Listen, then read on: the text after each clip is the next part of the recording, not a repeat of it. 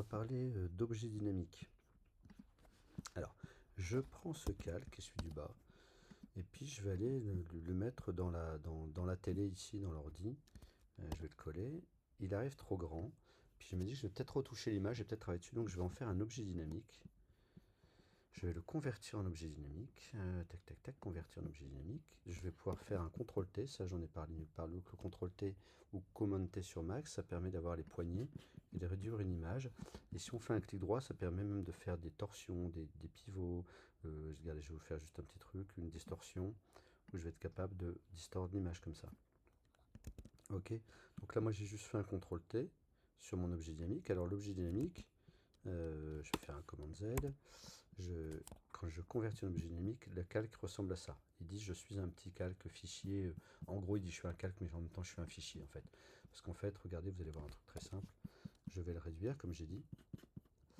Et là, regardez, là-haut, mon Photoshop me dit que tu es en train de le réduire à 39%. Alors l'intérêt de faire un objet dynamique, c'est peut-être que je vais retoucher l'image ici, une fois que je vais l'avoir mis dans la télé, peut-être que j'aurai envie de changer des choses. Et si je le réduis en calque de pixels et que je la retouche, bah, j'ai retouché une petite image. J'ai pas retouché mon image source. Tandis que là, si je fais ça, et puis ce qui va être intéressant, tiens, on va pousser le vis un peu, comme on va parler aussi du CTRL-T, dont on vient de voir. Bah, le CTRL-T, je vais me mettre là, je vais faire un petit CTRL-T, je vais faire une distorsion. Distorsion. Et distorsion, je peux attraper les angles, puis je vais simuler vite fait en 2-2. Hein. Je vais simuler vite fait. Je l'ai montré dans un petit tuto tout à l'heure aussi, ça. Hop.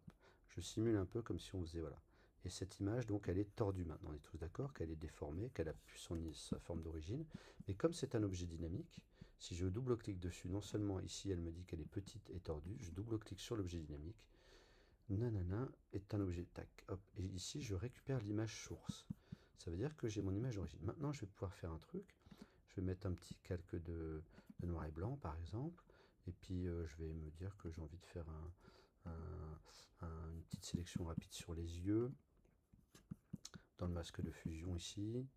Je vais prendre un pinceau noir. Je vais masquer les yeux pour que les yeux restent en couleur. Donc, je vais peindre sur les yeux, vite fait à l'arrache. Hein. C'est juste dire de faire un truc un petit peu. Ok. Hop.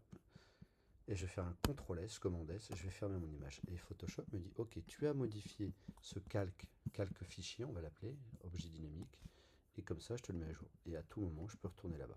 Donc ça a cet avantage, surtout, de se dire, je travaille une image qui est plus grande, parce qu'imaginez, c'est bête, hein, mais si je viens ici, que je la travaille, je la réduis, je la mets en petit, et je travaille dessus, et 3 jours après, mon patron me dit, ah, l'image que tu as faite, elle est super, tu as la grande version pour qu'on puisse l'utiliser sur une affiche. Ah bah non, j'ai fait que sur le petit modèle. Ah bah faut refaire 2 fois le travail.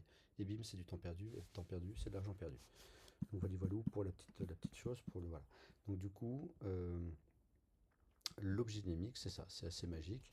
Ça permet de travailler un fichier source en plus grand à côté. Voilà. Après, on n'en a pas tous les jours besoin. J'avoue même que moi, très souvent, je m'en passe parce que voilà. Après, on peut avoir travaillé son image en amont, avoir une image, pouvoir amener une image ici, on dit bah non, c'est une image qu'on va pas retoucher, on amène la photo du chat, et puis basta, on touche pas la photo du chat. Attendez, je vais faire ça, je vais annuler ça, on amène la photo normale, elle est ici, elle est dedans, et puis voilà, je sais que ça c'est la photo d'origine, donc j'ai pas besoin, puisque j'ai le fichier source à côté. D'accord, il existe déjà à part, ok.